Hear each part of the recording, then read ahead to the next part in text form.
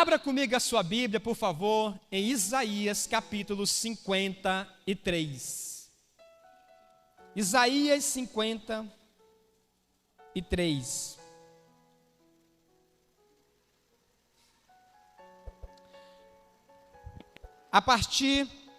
Vamos ler logo apenas um versículo, o versículo 11. Diz assim: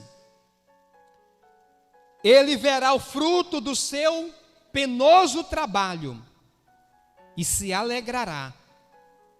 Com o seu conhecimento, o meu servo, o justo, justificará a muitos, porque as iniquidades deles levará sobre si.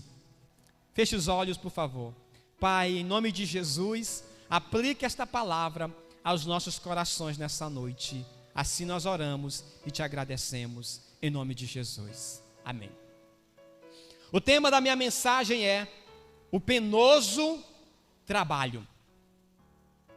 Este versículo está dizendo: ele verá o fruto do seu penoso trabalho e se alegrará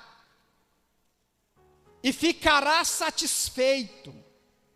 De quem a Bíblia está falando? De quem a Bíblia está relatando aqui? Isaías 53 fala de Jesus, fala do sacrifício de Jesus.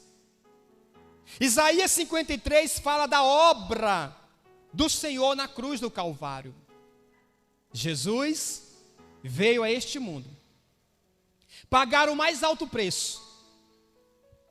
Jesus veio a este mundo entregar a sua vida. E a Bíblia chama de penoso trabalho. Toda vez que eu leio esse versículo, eu fico analisando o valor, a grandiosidade do que foi pagar o preço que Jesus pagou na cruz. Do que foi entregar a sua própria vida lá na cruz do Calvário. Jesus, o Filho de Deus, Jesus vem a este mundo, se torna homem como nós, habita em nosso meio. A vida de Jesus não foi fácil, a vida de Jesus não foi oba-oba, a vida de Jesus foi cheia de muitos desafios, mas o maior deles, escute isso, o maior deles foi pagar o preço na cruz do Calvário. O maior deles foi entregar sua vida. Como é o tema da sua Bíblia, olhe bem aí, em cima do capítulo 53. Na minha Bíblia diz assim: o servo sofredor. O servo sofredor. Jesus sofreu. Jesus realizou uma obra que a Bíblia chama de penoso trabalho. De penoso trabalho. Mas esse versículo não termina só assim. Ele diz assim: ele verá o fruto do seu penoso trabalho e se alegrará. Diga glória a Deus. Diga: Jesus se alegrará com o fruto do seu penoso trabalho. Abra comigo, por favor, lá em Hebreus capítulo de número 12, porque tem um complemento aqui para esse texto. Não, deixe marcado Isaías ainda, e nós vamos lá em Hebreus. Hebreus, capítulo 12, e o verso 2, que diz assim.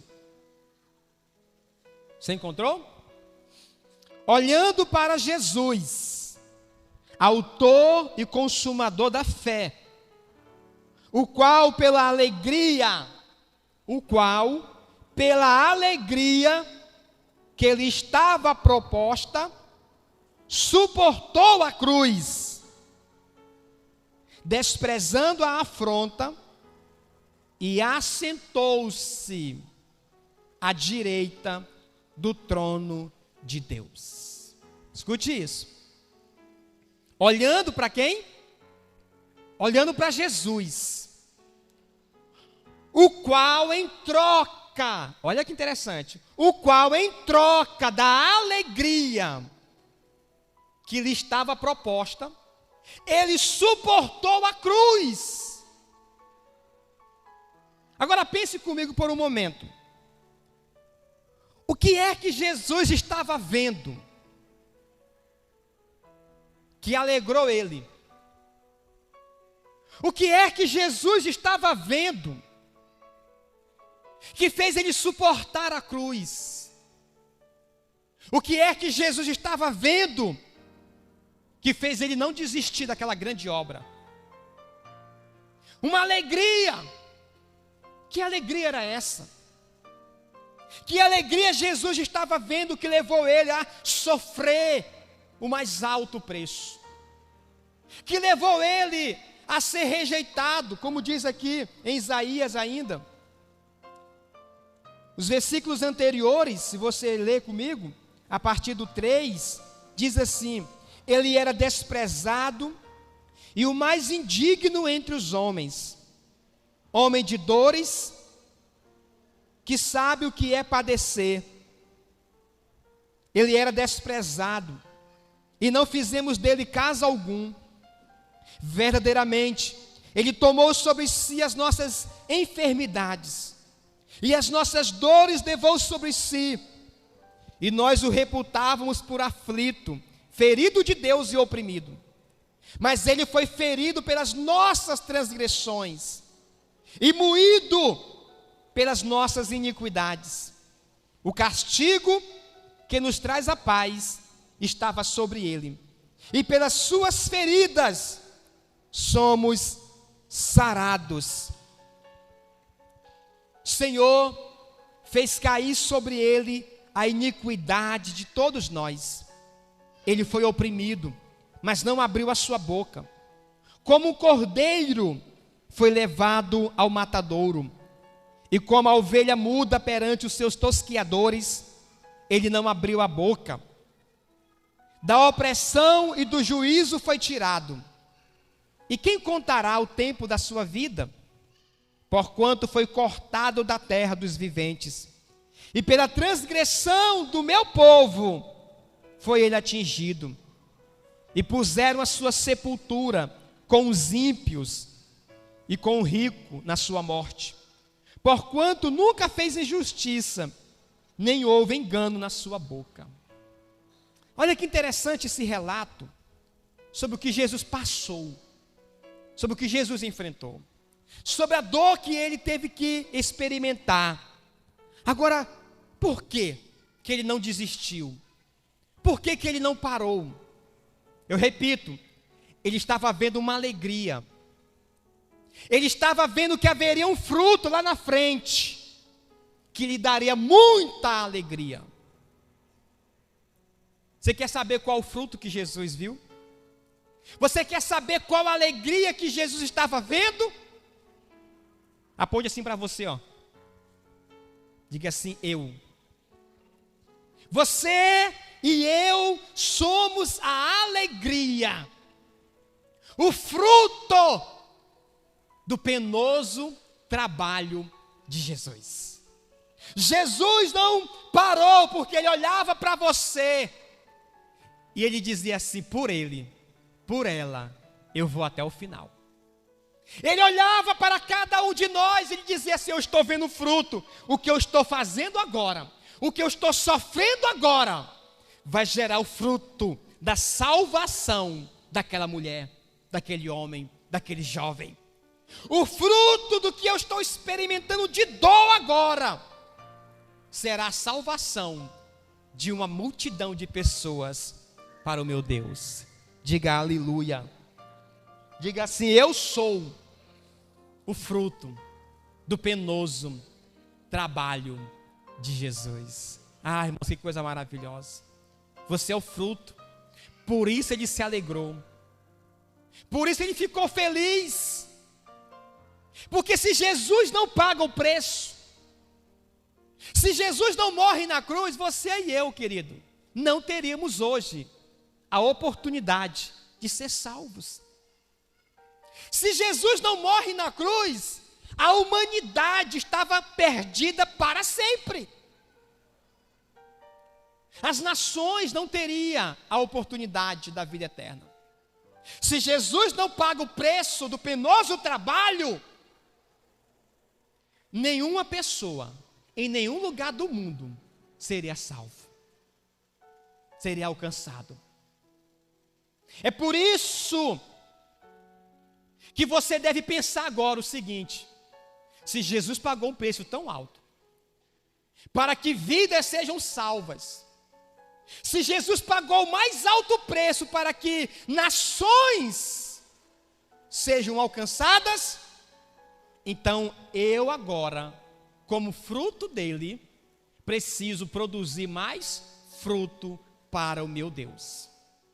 Agora eu, como fruto que foi alcançado por ele, preciso me preocupar em alcançar outros para o Senhor, para que cada vez mais ele venha se alegrar. A igreja, hoje, ela é a agência do céu para a salvação do perdido. Se a igreja não for pregar o evangelho, os anjos não vão vir pregar o evangelho. Se a igreja não for pregar o evangelho, irmãos, nós não temos que esperar que os profetas do passado venham fazer isto. Eles não virão. Porque pregar o evangelho agora é missão sua, é missão minha. Aleluia?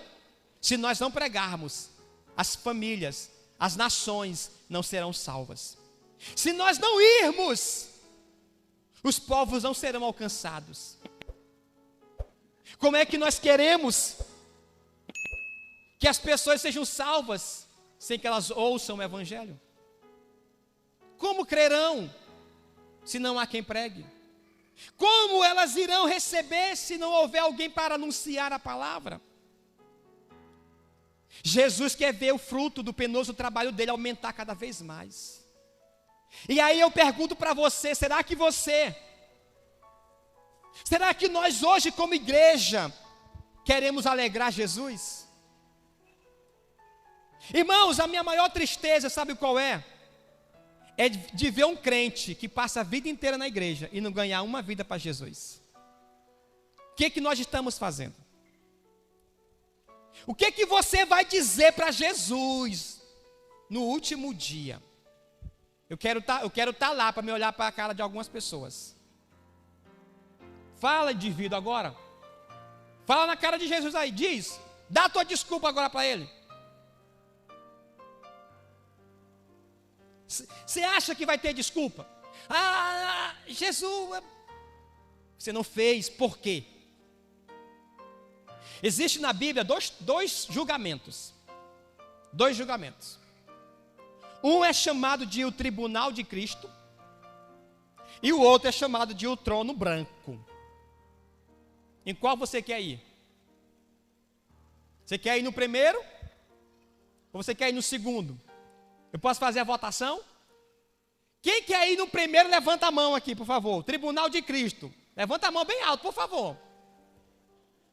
Queria tirar a foto agora. Tchê. Quem quer ir no trono branco, levanta a mão.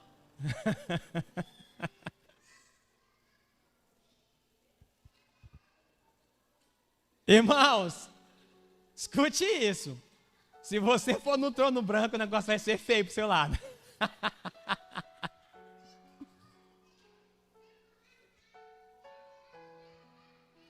Amém?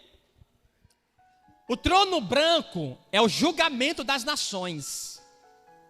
O trono branco é a condenação das pessoas. É onde as pessoas serão condenadas ao fogo eterno. É o trono branco. Esse é o final. É o último na história. Amém? Onde é que a igreja tem que ir? As crianças estão... Deixa eu pregar, senão vocês vão me... O tribunal de Cristo é o lugar onde a igreja tem que ir. Amém? O que é o tribunal? O tribunal é o lugar das recompensas. É o lugar de avaliar o nosso tipo de obra que nós fizemos para Deus. Se a obra for palha, se a obra for ouro, se a obra é pedra preciosa, se a obra é madeira, o fogo vai dizer. Olha o tocador da bateria aí. No tribunal de Cristo. No tribunal de Cristo. E aí, irmãos, é lá que o crente vai mostrar a cara dele. No tribunal de Cristo. Ele vai dizer assim, aí, qual o tipo de obra tua? É ouro? É pedra preciosa? Ou é madeira? Ou é palha? Como é que a Bíblia diz que ele vai saber qual o tipo de obra minha? Diz a Bíblia que o fogo vai passar. E se a obra permanecer, era uma obra valiosa. Mas se a obra se queimar, não valeu nada. E aí o crente, sabe como é que Paulo diz? O que a obra dele se queimar? Lá diz assim: e esses serão salvos como escapando do fogo. Em outras palavras, escapou fedendo. Tem gente que vai ser salvo assim, escapou fedendo. Porque na hora que a obra dele foi provada pelo fogo, não foi aprovada, não teve obra nenhuma. Não era pedra preciosa, não era ouro, não era prata. É uma linguagem, é uma simbólica. Tudo que você faz para Deus, diante dos céus, vai se tornando em forma de ouro, de prata, de pedra preciosa, ou é palha ou é madeira. Aí no tribunal de Cristo, o fogo vai passar. O fogo da avaliação de Deus. E a obra que queimar, não valeu. O que é a obra, pastor, de cada crente? São os frutos produzidos por cada cristão. As suas obras são os frutos que você está produzindo. Se for um fruto que não tem valor, vai queimar. Agora, se for um fruto precioso, vai permanecer. E aí lá no tribunal vai receber as coroas com pedras brancas. E aí a pessoa que só ela que foi salva, que escapou fedendo, vai ter só uma pedrinha branca, que é da vida dela. Mas aqueles que fizeram grandes obras para Deus, aqueles que foram grandes instrumentos, diz que vai ser cheio de pedrinhas brancas suas coroas. Aí como é que você vai saber no céu? Pela coroa. É só você olhar a coroa da pessoa, você vai saber quem é que produziu mais fruto para Deus. A coroa, cheia de pedrinhas brancas. Como é que vai ser a sua coroa no céu, irmão? Pastor, se já tiver a minha, tá bom demais, né? Tem gente que diz assim: pastor, se já tiver a minha lá, já estou satisfeito. Sangue de Jesus tem poder. Não, irmãos, eu não quero chegar no céu só com a minha coroa, só com a minha pedrinha, não. Eu quero que a minha coroa tenha outras pedras. Amém? Que foram vidas que eu resgatei para a glória de Deus, para alegrar Jesus. A Bíblia diz que há festa no céu por 1 milhão de almas salvas. É assim que diz o texto? Diga assim: por uma. Por uma! Se o céu se alegra por uma pessoa que foi salva, imagina por 10, por 20, por 30, por 100 mil, por 1 milhão, por 1 bilhão de pessoas. O mundo hoje tem 8 bilhões de pessoas. Só nos países muçulmanos, irmão, são 2 bilhões de pessoas não alcançadas pelo Evangelho. Só muçulmanos são 2 bilhões no mundo que não foram alcançados com o Evangelho. Tem uma frase dos missionários moravianos. Os missionários moravianos são os missionários assim que mais impactou a última geração passada. É de quem a gente ainda tem resquícios atualmente sobre o mundo. São de muitos missionários moravianos. Quem eram esses missionários? É interessante que se você colocar no Google assim, ó, frase dos missionários moravianos, você vai ver que a mais famosa delas é assim, ó. Vou contar o contexto. Fala de alguns missionários, jovens missionários, que estavam indo para ilhas do Caribe. Ilhas, irmãos, onde tinha canibais. Sabe o que é canibal? É gente que come gente. Ilhas do Caribe, ilhas pequenas no Caribe. E eles estavam indo para lá, irmãos, e eles sabiam que eles estavam em risco de morrer. Porque lá eram lugares de canibais. E aí eles estão no navio para ir para aquelas ilhas. E o interessante, aqueles jovens ali, em cima do navio, as famílias aqui embaixo chorando, porque a família sabia do risco. A família aqui embaixo chorando, os amigos, tantas pessoas ali.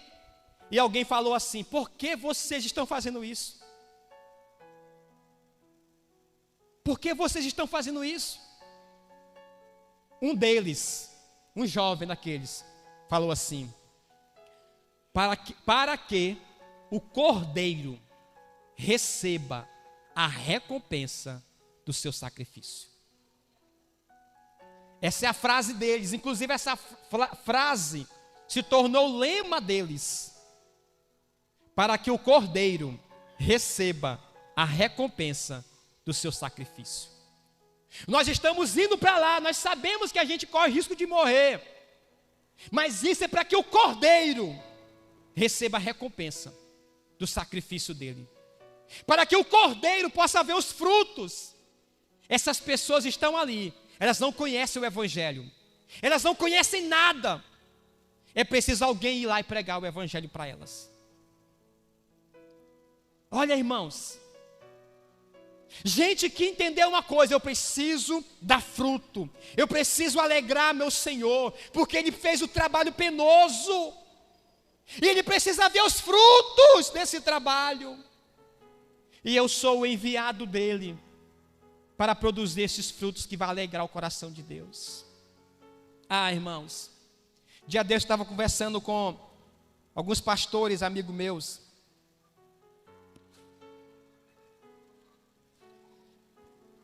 e na nossa conversa, alguém fez uma pergunta. Um pastor perguntou assim para os outros pastores, para a gente.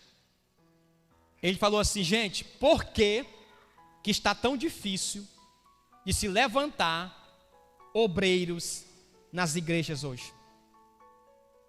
Por que está tão difícil de preparar um obreiro,